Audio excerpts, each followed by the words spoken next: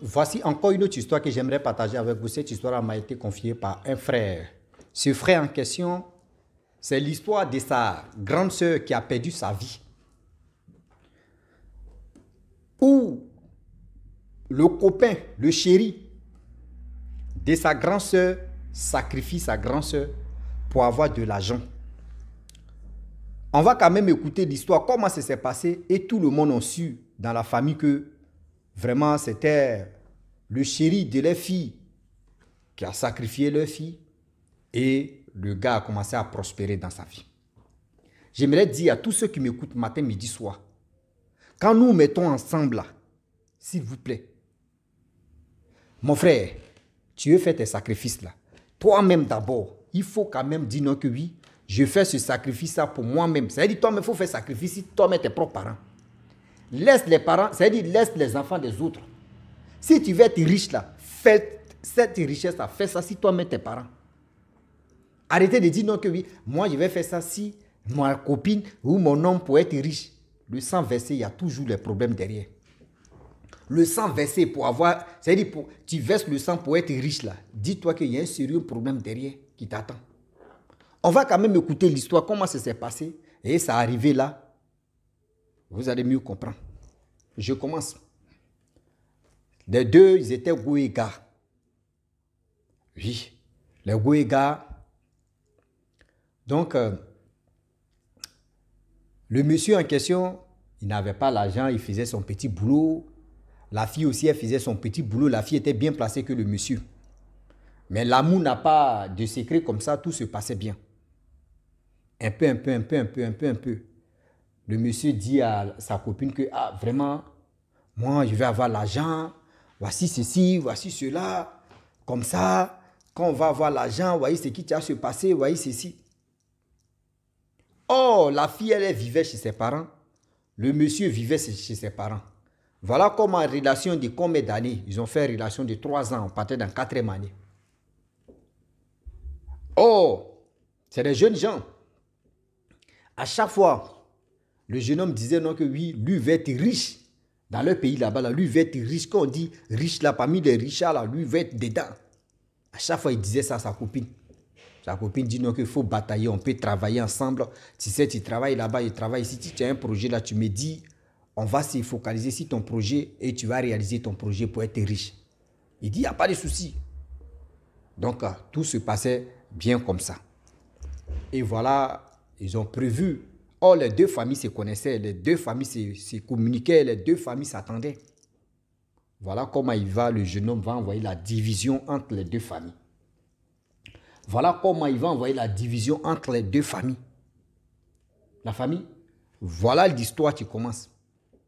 Le jeune homme en question, ils ont prévu de faire mariage. Donc, ils ont informé les deux familles. Les deux familles disent, bon, d'accord, si vous voulez vraiment vous marier, il faut que d'abord, vous ne pouvez pas rester dans chacun dans sa famille, ce n'est pas joli à voir. Concentrez-vous, cherchez une maison, restez dans cette maison pendant 6 mois d'abord. Et après ça, maintenant que, à faire des mariages, vous allez mettre ça en place. C'est ça, les deux parents, ils sont concertés, puis ils ont dit ça à leurs enfants. Et les enfants, les jeunes, ils ont dit, ok, il n'y a pas de problème, c'est une bonne chose. Et voilà, ils sont concentrés, ils ont loué maison, cherché maison, appartement, et ils sont allés vivre là-bas les deux. Et c'est là-bas, il dit non que ouais, très bientôt, maison salon, on va quitter dedans, bébé, on va aller vivre une vie meilleure, on va faire ceci. Elle dit oui, bébé, il faut qu'on travaille bien. Dans la vie, je le dis et je le répète, dans moi, c'est que quand je dis là, j'assume mes propos. Ça veut dire quoi? Dans la vie, quand tu marches avec quelqu'un, il faut voir sa vision, il faut voir ses projets. Mais quelqu'un qui est là, il dit non que je vais être riche, Et puis toi-même là, tu lui demandes, tu veux faire quoi? Et puis il dit non, ça va aller, tu vas voir un jour, ça va aller. Maman, il faut faire attention de ce que la personne est en train de te dire ou ce que la personne veut faire. Il faut faire attention à ses dits. Il faut faire attention à ses propos. Sinon, c'est pas bon, ça va mal finir. Ah oui. Sinon, ça va mal finir. Pour toi. Donc, voilà comment la jeune fille en question disait non, il faut aller doucement, il faut faire ceci, non. Il ne faut pas toucher aux trucs négatifs. Il dit non, lui ne peut pas toucher aux trucs négatifs. Jamais de la vie, lui ne peut jamais faire ça. Non, c'est impossible, lui ne peut pas faire ça. Ok. Et voilà comment ils sont concentrés pour dire l'année prochaine, ils vont se marier. Voilà, les jours qui passent, les mois qui passent, les semaines qui passent, tout se passait bien. Au fur et à mesure que le temps passe, le temps qui passait et le temps qui ont passé, tout était clean, tout était bien.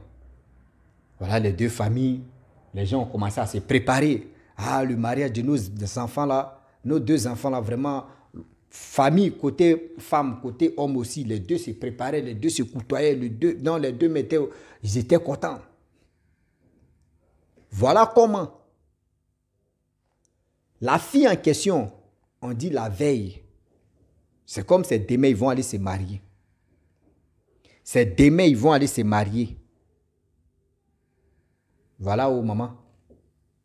Oh, on dit non que oui, quand les gens veulent se marier, il faut une semaine ou combien de jours. Les deux même ne se voient pas. Les deux ne se voient pas. Ça à la mairie, les deux se voient en même temps et puis après, ils s'en font l'huile de miel. Donc, c'est comme ça. Des choses devaient se passer. Donc, la fille, elle est restée à la maison. Le monsieur en question, lui, il allait rester avec ses parents. La fille a envoyé ses soeurs, ses copines dans sa maison pour s'installer, pour prendre soin de sa femme, la femme c'est-à-dire la femme future mariée. Elle a appelé ses copines, elle a appelé ses soeurs, venir être à côté d'elle, faire ceci, faire cela, ongles, tout ça, tous ces trucs. On dit c'est demain, mariage va se passer. Tout le monde sont allés dormir. Matin, on se réveille, tout le monde se lève. C'est la mariée là qui ne se lève pas. Mais on réveille la mariée. La soeur tape la soeur. Les camarades tapent les camarades. Elle ne se lève pas. On dit, mais c'est quoi ça? On fait tout le possible. Elle ne se lève pas. On rentre ici, on passe ici. Elle ne se lève pas. Ils ont appelé les gens, on dit, voilà ce qui se passe. Voilà le sérieux problème. La mariée ne se lève pas. Ils ont appelé les parents sont venus, les parents de la femme. Ils ont vu qu'elle est décédée. Ils ont pris les filles. Ah, elle a douleur.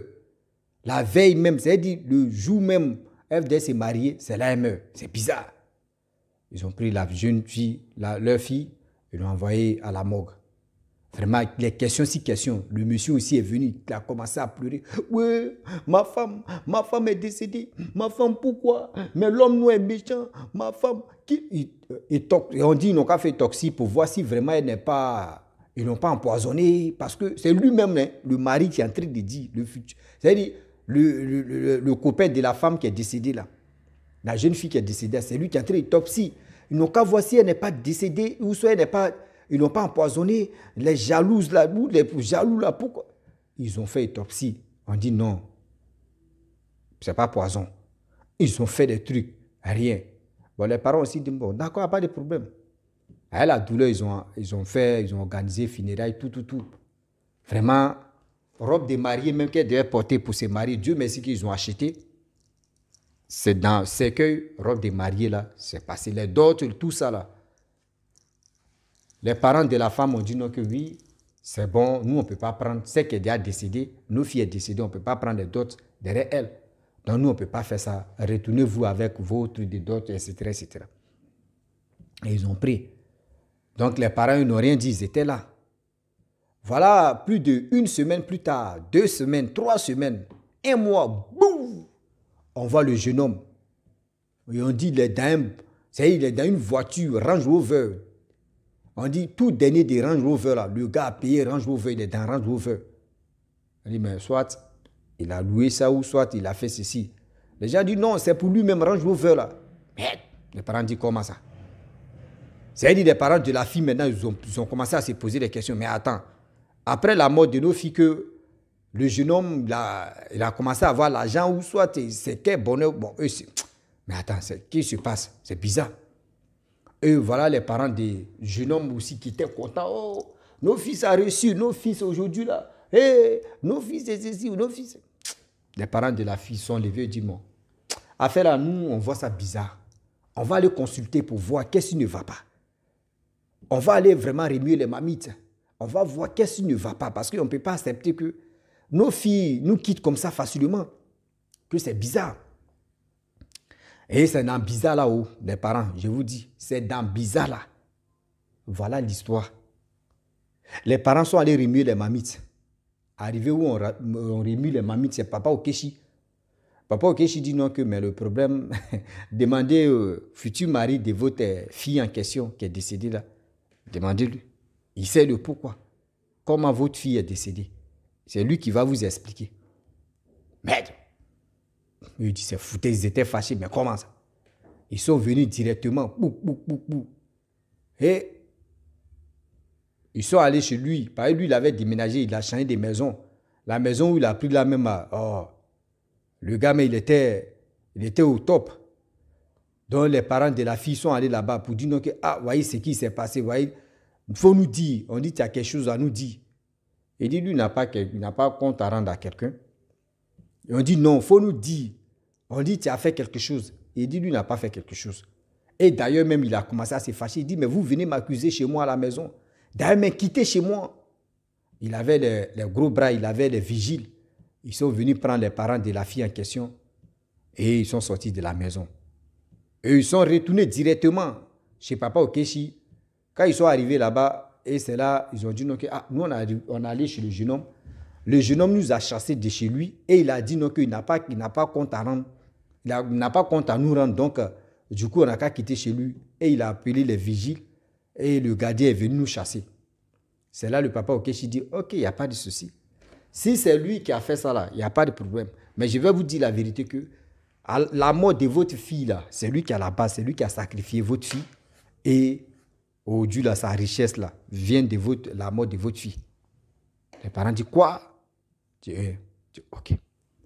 De faire quoi? C'est là les parents ont dit non, ce que tu peux faire là, vraiment, ce n'est pas pour le rendre fou. Hein. Ce n'est pas aussi pour dire non que voici ceci, voici cela, non. Mais le problème est que lui-même là, un jour, il va venir témoigner. Lui-même là, si c'est lui vraiment qui a fait ça là, lui-même là, il faut lui faire quelque chose, lui-même il va venir témoigner.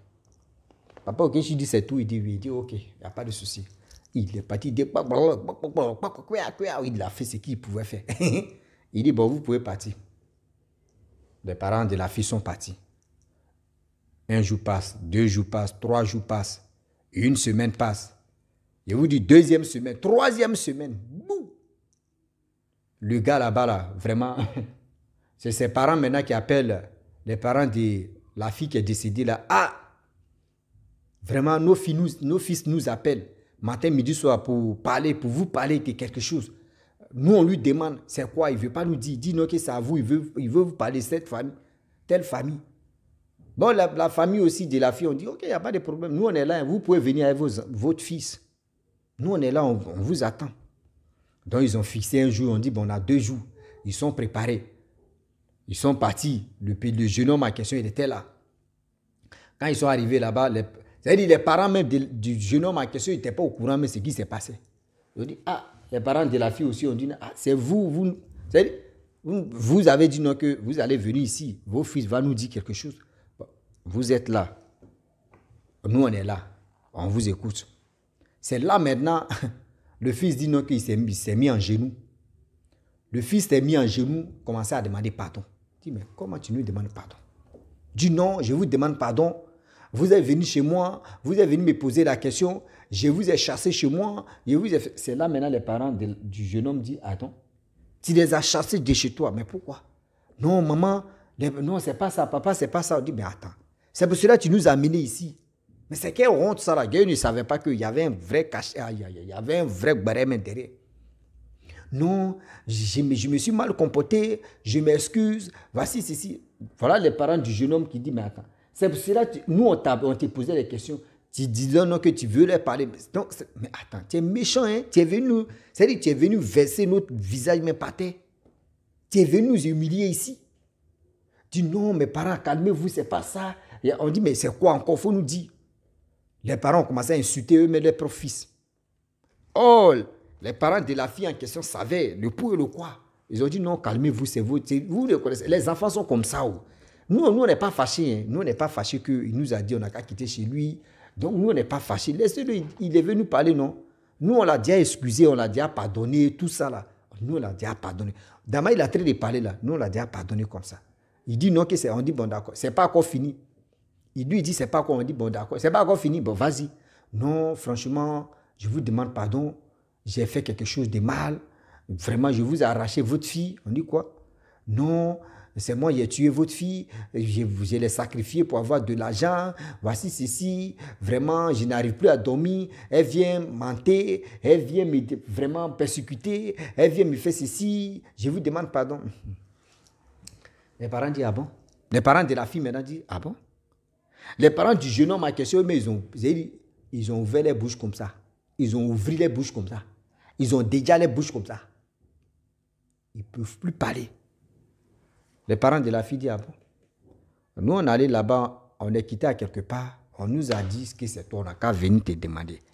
Tu nous as chassés. Nous, on a déjà pardonné, on a laissé tomber. Les parents du jeune homme à question, ils ont demandé pardon. Pardon si pardon. Je vous dis, pardon si pardon. Eux-mêmes, ils sont dépassés. C'est-à-dire, réunion est finie. Hein. Pour se lever même, c'est-à-dire des parents du jeune homme, pour se lever, pour aller chez eux-mêmes, là, ils ne peuvent pas se lever tellement qu'ils sont... C'est-à-dire, c'est comme la maison est tombée sur les têtes comme ça. Ils ne savent pas quoi dire. Ils sont dépassés. Eux ne pouvaient pas imaginer que leur fils pourrait faire ce genre de pratiques-là. Et voilà comment c'est calé. Et le jeune homme, après ça, ils sont allés à la maison. Le jeune homme allait chez lui. Il allait dormir le lendemain aussi. On appelle les parents du jeune homme. On dit non, que leur fils est décédé. On dit leur fils aussi est décédé. Tellement que les parents ne pouvaient pas digérer la douleur en question. Ils ont pris leur fils. On dit morgue même et petit même. Ils ne l'ont pas amené à la morgue. On dit allons-y, on creuse tout, on va l'enterrer. C'est comme ça ils l'ont enterré. Habit, c'était si lui là. C'était si lui. Ils sont allés l'enterrer comme ça. C'est pour dire à tous ceux qui m'écoutent, quand tu aimes une femme, quand tu aimes un homme, quand tu aimes une personne là, même quel que soit ton affaire de l'argent là, faut enlever ça dans sa tête pour dire non que tu vas aller sacrifier une personne que toi tu aimes. Ce que tu n'aimais pas la personne en question, pourquoi tu vas aller sacrifier telle personne? Pourquoi? Tu vas aller sacrifier telle personne pour avoir de l'argent. De pourquoi tu fais ça? Pourquoi vous faites ces genre de choses là? Vraiment, moi, de votre part, c'est méchant, quoi. C'est méchant de votre part. Je le répète et je le dis encore que c'est méchant de votre part. C'est des choses qui ne sont pas bien. Donc, la famille, franchement, j'ai voulu m'arrêter là. Si tu es nouveau, tu es nouvelle sur ma vidéo, il faut t'abonner sur ma chaîne YouTube, ma page Facebook. N'oubliez pas de partager mes vidéos et aussi liker. Je vous dis à très bientôt. Ciao. Bisous. En ensemble.